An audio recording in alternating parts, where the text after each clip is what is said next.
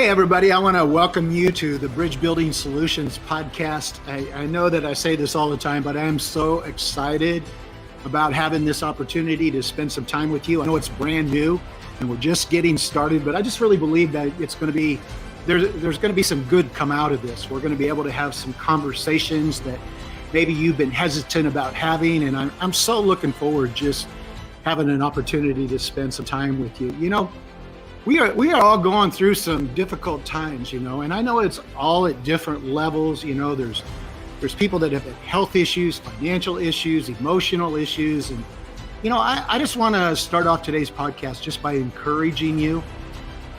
So many times when we've got something negative, something hard going on in our lives, it's just so easy to focus on that entirely. We all need to have something that we can focus on that gives us hope, that gives us light, that gives us love, that we find some element of peace in. It's spring break. We just got done with that, but people were wanting to go on vacations and get out of town and see some sunshine and do some things differently because it has been a rough year and we're all looking for opportunities to escape. And so I just really want to encourage you, if you've gotten distracted by all the bad things that are going on in your life or in this world, I want to encourage you to lift up your eyes and find some friendships, some relationships, some hope, some love, and maybe somebody else and something that you need to experience in your heart and your life. Just get out and open up your heart and live some life, but do it in a safe and healthy way. But just be encouraged because you know what? There is hope. We've all got reason for hope. And so let's grab onto that a little bit, okay? I'm really excited today because I have a special guest with me. I told you that we were going to spend some time talking to different people, and I am so excited about our guest today. I've asked Dr. Lucretia Carter-Berry to join us today on the Bridge Building Solutions podcast. I want to tell you a little bit about her. Personally and also professionally, Lucretia is the creator of Brownnicitycom. I know that most of you by now have probably heard of that, but if you haven't, I want you to go and check that out. She is also an Encourage.me contributor. She writes articles for them and has also been on TED Talk in Charlotte and Q and Ideas, a Q and Ideas speaker in Charlotte, North Carolina. And she happens to be the developer and the author of the curriculum that we're going to talk about today, that we're going to discuss today. What Lies Between Us, Fostering First Steps Towards Racial Healing. And I want to say one more thing about Lucretia. She is our beautiful and one and only daughter-in-law. We have been so blessed by her becoming a part of our family. But that's just not it. We got to become a part of her family. And because of that, our lives have been enriched. So I want to say a very special welcome to Dr. Lucretia Carter-Berry. It is so good to have you on this podcast today. Hi, Dad. It's so good to be here. And look, we're twinning today. Yes, we've got our shirts on, and I'm excited. I'm excited about that. We have been living in some very, very tumultuous times. But before we jump into our conversation about the curriculum, what lies between us, I'd like to have you just take a few minutes and tell us about Brownnicitycom. Tell us about where that came from. How was that born? I mean, it's been such a blessing. I don't know. I probably could say 10 years ago it didn't exist, but now you have blasted into a national audience. So tell us a little bit how it came about. Well, it actually began, with the work of racial healing, and I would not describe it. I would not have called it that. So these are my current terms as I describe, talk about the past. And so I was fortunate that to marry your son, who is white, because you also have a Black son, and people might assume that I married the Black son. But no, the Black son was 2 when I married the white son. Anyway, actually our intentionality around racial healing is actually how we met and got married.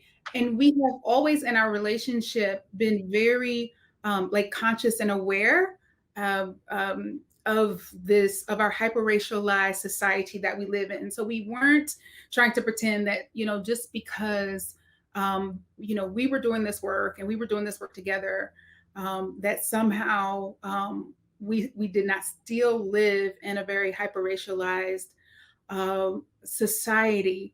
So then when we had children, when children came along, again, we had very intentional and informed conversations around identity, because multi-ethnic children in a again, hyper-racialized society, and how will we help them be able to navigate this, our society, even though my husband Nathan, growing up in small town white America in the Middle East, in the Midwest, and then me from the Southeast, growing up in the South as an African American, like we could not essentially, wholeheartedly relate to what our children would experience. And so we just were always very, talking about it in age appropriate ways, talking about race, talking about skin tone, identity. And actually it was our oldest at the time, who was 4 years old, introduced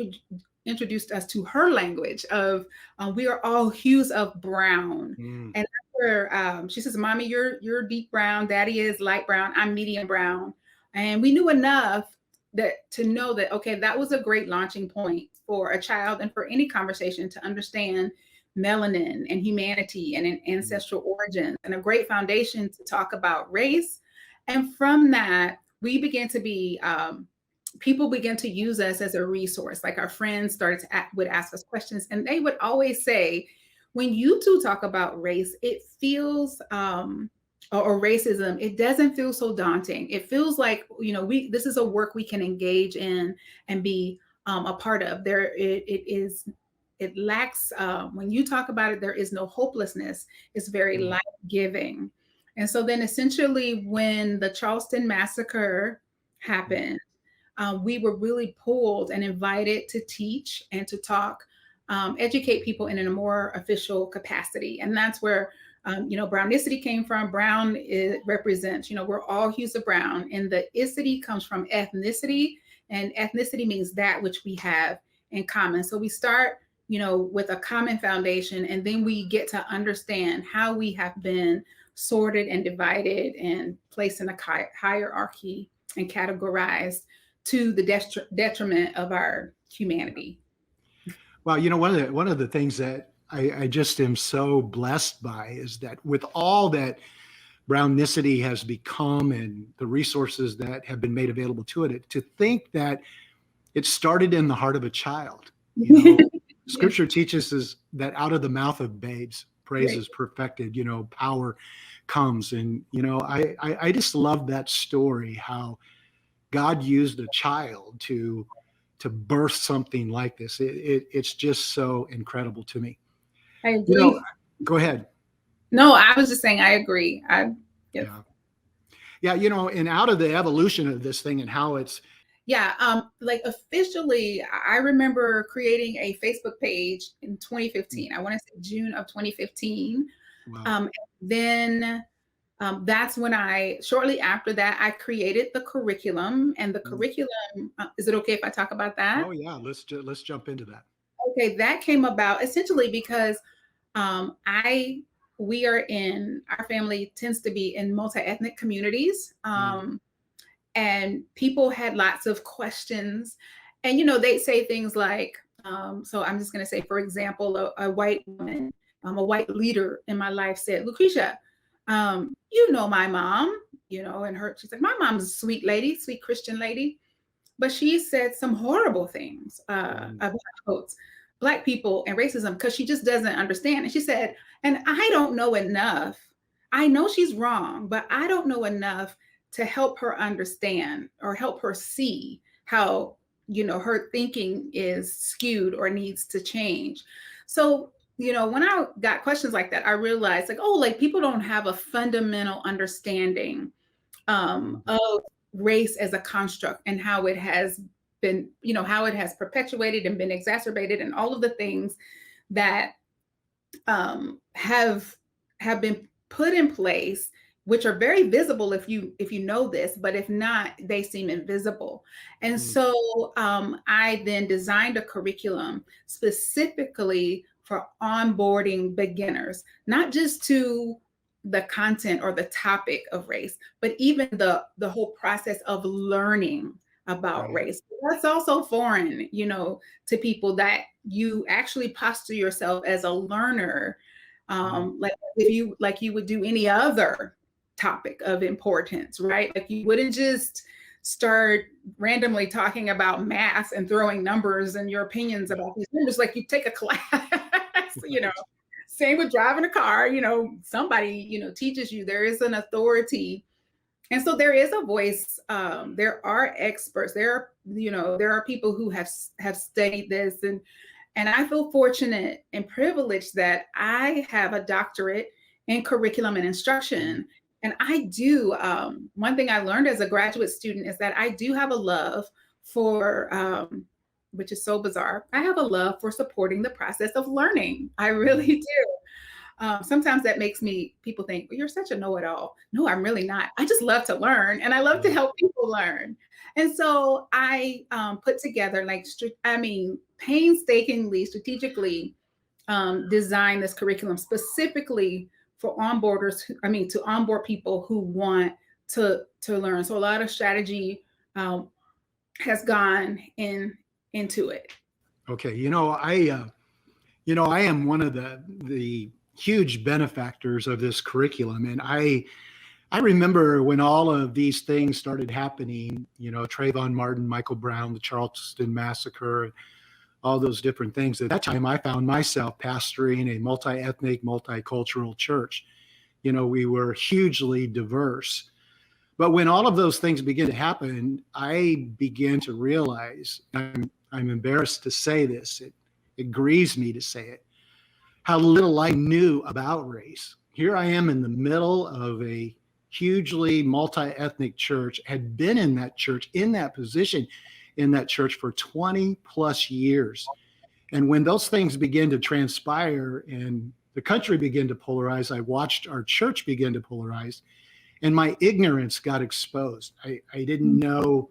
I even had Black children in my family. We adopted two African-American children, pastoring this multi-ethnic church. I've got this beautiful Black daughter-in-law. And yet I found myself totally ignorant. And I always say this, and I don't say this to be offensive, but I found myself in a position that most white people are in. And that is that I really knew nothing about race. I thought I did.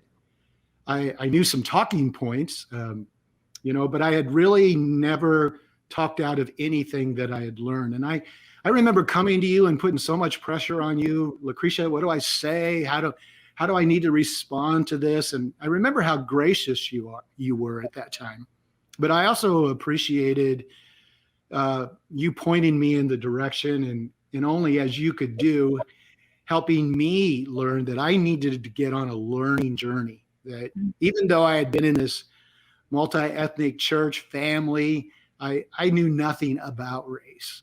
And you introduced What Lies Between Us to me, amongst some other things, but that curriculum was so impactful and so changed my life that I will be eternally grateful. And that's kind of one of the things I wanted to talk about, is why this curriculum is so important and why people should take it, because I found myself just getting tidbits of education for the first time in my life about what race was and what race wasn't. And I love to say that it's a 101 course. It's a easy course. And I know you talk about, I want you to talk a little bit more about the course itself, how it's, an entry level course, but why people should take this course, What Lies Between Us.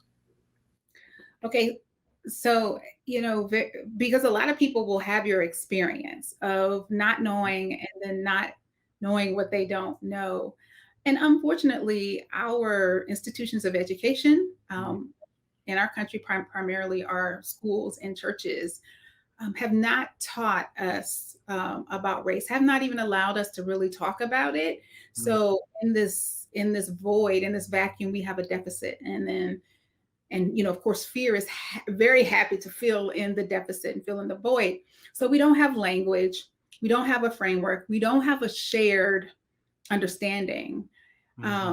Which is problematic in the first place, and then and we tend to not know how to strategically approach educating people around race. And so because this has been an interest of mine for probably my whole life, I again had, I'm going to call it a privilege of being able to go to so many workshops and talks and seminars and all kinds of different like educational initiatives around learning about race and racism, and putting it in its context, Mm-hmm. and at some point, I was so disappointed that, the most common way of approaching or broaching the topic was to bring people together. So this is very common, Mm-hmm. especially in Yeah. churches.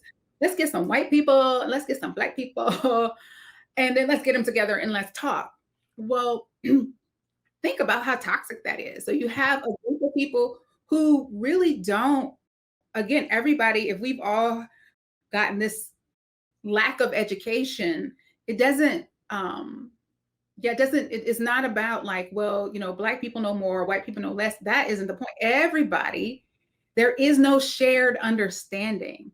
Coming to the conversation with denial, or you're coming to the conversation with trauma, those two things don't go together. And I have never heard anybody say that they had a great experience, except for like some leaders. But if you're leaders, you have a common goal. But if you take people who don't know each other, or people who are not that familiar with each other, they don't know the complexities and the nuances, then and say, okay, let's have a conversation. Oh man, people leave so Right. traumatized. And so, however, we really need to have a shared understanding of race and racism and how it has played out in our country.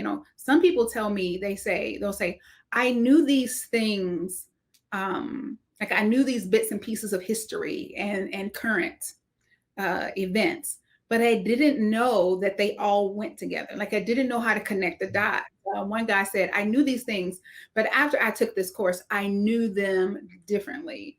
And right, we're not given like this analytical lens to look at structures. But what people, a lot of people who do anti-racism work forget that, okay, people are starting from zero. So like we can get into our anti-racism bubbles, our anti-racism education bubbles, because I have been learning and been in courses and have been a part of change and shifting. And I've been working my muscles for decades. Okay. But someone who just learned yesterday, the color blindness approach is actually harmful. There's no way they can jump in on the level that Yeah.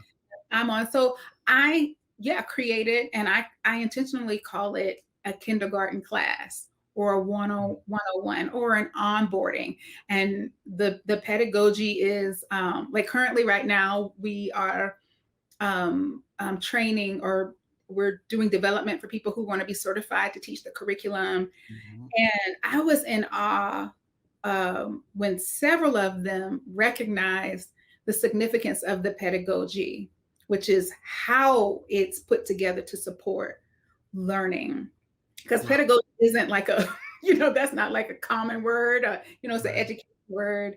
And so I felt like honored that people who understand curriculum development and how the brain works and the psychology of learning could experience the curriculum and know that, and see the strategy and how every single piece and part is put there to support the learner, regardless of your racial category or ethnic background. Wow. The God's word said, my people are destroyed for a lack of knowledge, or because of the rejection of it. And when you don't have knowledge, you don't have any understanding. And I think it just leaves such a void in our life. And that's where I think a lot of people are at. And when you have a void, a lack of knowledge, it gets filled with emotions. It gets filled with things that can be traumatic, hurtful, and harmful to so many people. I know that, while I was pastoring in that multi-ethnic, multicultural environment, I thought I knew a certain amount about race. I thought I had a basic understanding of it, but the reality is most of what I was living out of was what I had heard, not necessarily what I had learned. And whenever we did try to go below the surface and get a little bit more deep than the kumbaya experience, it always backfired. It always went bad. It became traumatic, and people felt guilt and shame. And it was just because we didn't know how to talk about it. Because, like you said, we didn't have that base, that education that we needed to know about race. And I think that, I've heard it said that so many times people talk about race, difficult subjects, out of what they've heard that seemingly makes sense, whether they've heard something on a news broadcast or a political talking point, but we very rarely talk out of what we've learned. And until we learn some things, I think it's going to be difficult to have those hard conversations, or at least have conversations that are healing or productive. Yeah. And also what's important is that we have to have a shared understanding, because Oh, that's good. I don't,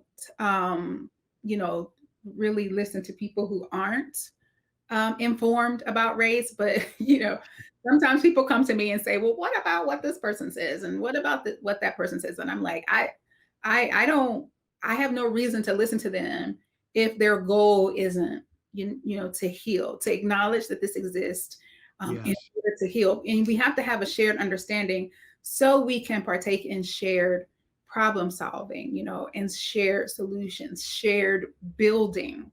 And so if you can't, again, like some people go, oh, I can talk about it.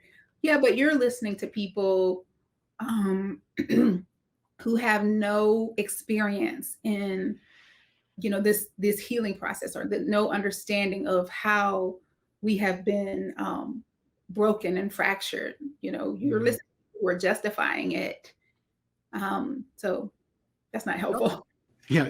Tell us a little bit about, what's happened with this curriculum, in the last couple of years. How's it being received? How are people engaging with it? Ooh, here's a gratitude moment. I pulled this together, and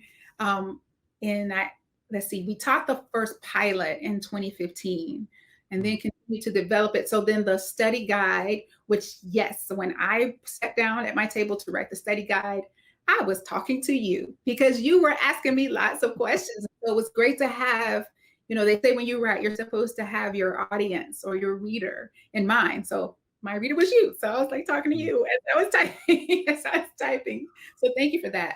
But so I wrote it in 2015, and it's on its third edition. But really not much has changed. Like, we updated the look, and there was a little bit at the beginning I had to change because I think at the beginning I was saying something kind of comforting people about not being racist, but still needing to know this. And then people were saying, okay, let's change that, because it really isn't. It's about,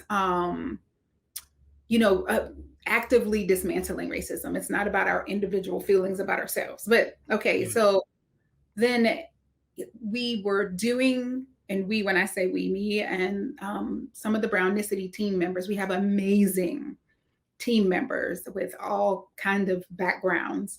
And so we teach it live. We were being invited into churches to teach it live. And so we do like 2 a year. Since 2016, 2 a year. And we thought, okay, that's great. Actually, Nathan and I came to Cornerstone, was that 2017? I'm horrible on dates, but probably about that time. Yeah, 2017, 2018, one of those two, to launch the course at Cornerstone. And that was our biggest class, like 300 Yeah. people. And then fast forward to 2019, I was nudged to take create an online version because Mm. people were starting to notice and were asking, but we're all over the country. And I'm like, well, I can't really go all over the country right now. I mean, not for long, not for weeks at a time. I'm a mom with kids. So that was 2019. We created a learning community and put the course online. And then in 2020, Mm. when so many unfortunate events happened and were broadcast on the news, including George Floyd, Breonna Taylor, and Ahmaud Arbery, people Yeah. just rose up to learn. And so through the summer of 2020, we had over 3,000 people Wow. like at once enrolled in this one particular course and starting Wow. their first steps towards racial healing. And currently, churches are, again, all over the country are taking the course, and people are understanding that, okay, if you have a team or you have a community, it's best if you do this together so that you don't have some people far more advanced than others. Like that, people are understanding that it's so important to get this shared Yeah. understanding. Yeah. I remember that when you guys came in 2017 and we had that first offer at Cornerstone, there were over 300 people that took it. And I was one of the ones, even though I ended up facilitating most of the course, I was one of the ones who, that was my first time I took that course. And it was so impactful on so many people's lives.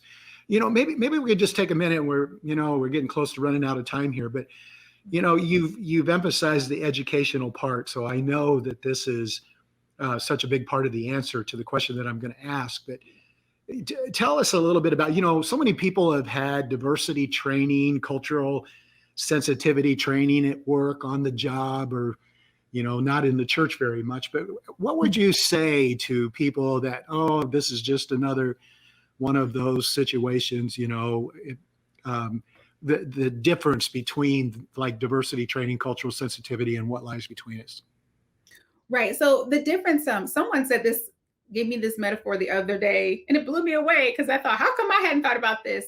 But they likened there's like this course and the educational environment of Brownicity is like a lifestyle change. And so sometimes, let's say with our eating, we want to like take a diet pill and then boom, we're fixed. But what happens? You just kind of go back into, I don't know, you go away from your goal. I'll say that.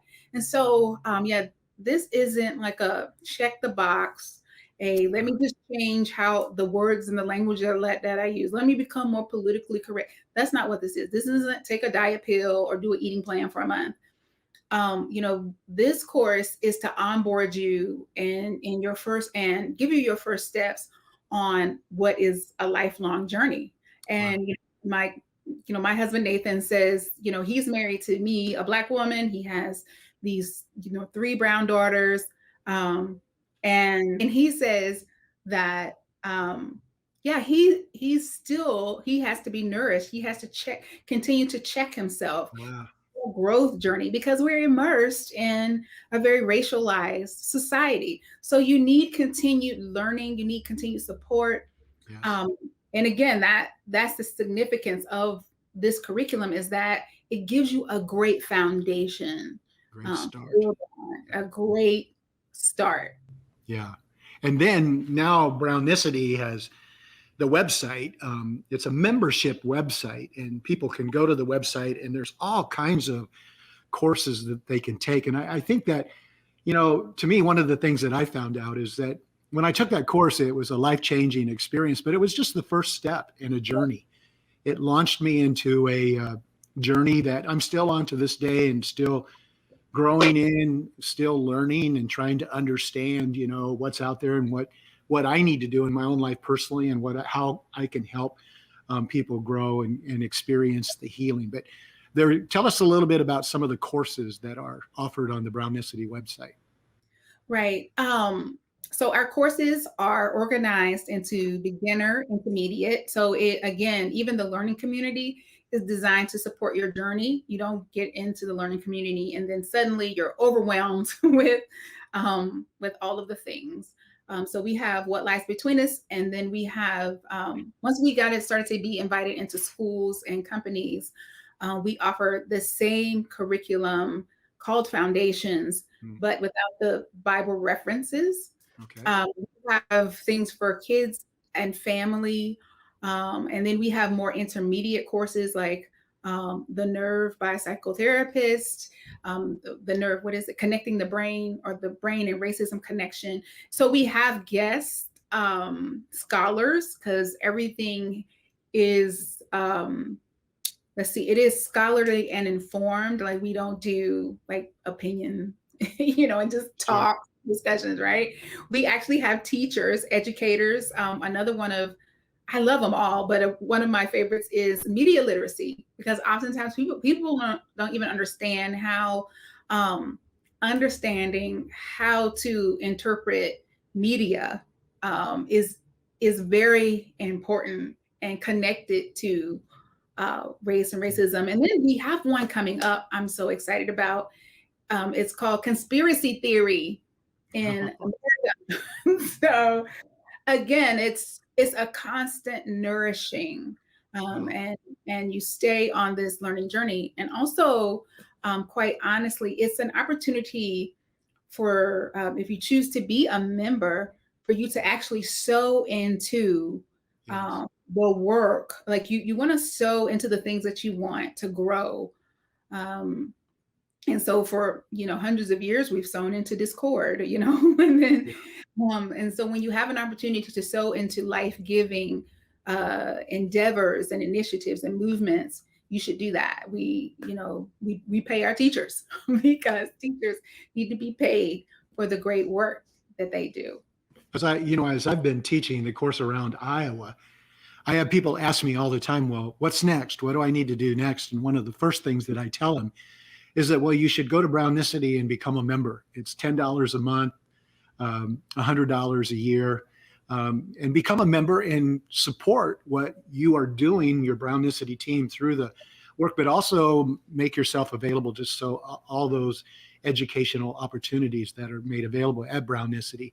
If someone is watching this podcast and they, it's resonating with them, they've never taken the course before, there's a few different options that they can take the course. They can actually go to the Brownicity website and sign up to take the course virtually from the website. And then we have a few little things going on out here in Iowa, but talk a little bit about how people can find your course and get involved in it. Right. Okay. So here's the beautiful thing. Originally, the course was designed to be done in person. So, and fortunately, I'll just say this: the study guide is available through Amazon or through our website. And the study guide is designed so that if you wanted to, you could do it solo, like on your own. You have access to the resources that are on our website, all of the things you need to complete the course. The second way is to sign up for like Pastor Dan's class, who does it in live and in person, like in a place, and virtually. So then you have a living, breathing person in time, in real time, facilitating the course, and you're in a classroom. And so that's an option. And then, yes, the third option is the virtual pre-recorded option, where you'll see my husband Nathan and I are hosting the course. So those are the ways that you can access. And you just go to Brownnicitycom. And if you click on Learn in the menu, you'll see What Lies Between Us, or you'll see courses, a link for the courses that will take you to our catalog of courses for What Lies Between Us. Okay, lots of opportunities to learn and to grow. I'm so excited about this. I'm so blessed to be a part of what's happening through Brownicity, through this curriculum. And, when something changes your life, it's something that you want to share with other people. And, if you go to the website, you can get one of these cool t-shirts like I have on. It's called Many Hues, One Humanity. It's a real popular t-shirt right now. Lucretia, I can't tell you how blessed I am to have been able to do this podcast with you today. I appreciate you giving up some of your time to come on here and talk about this. And I know that, this has just begun. This journey has just begun. And I hope people will check out Brownnicitycom, check out the curriculum. And again, I'm going to let you jump off here. I really appreciate you spending some time with us. Thank you for everything. Well, you're welcome. And thank you for using your voice to highlight this. Thank you, Lucretia. All right. Well, before we jump off of this,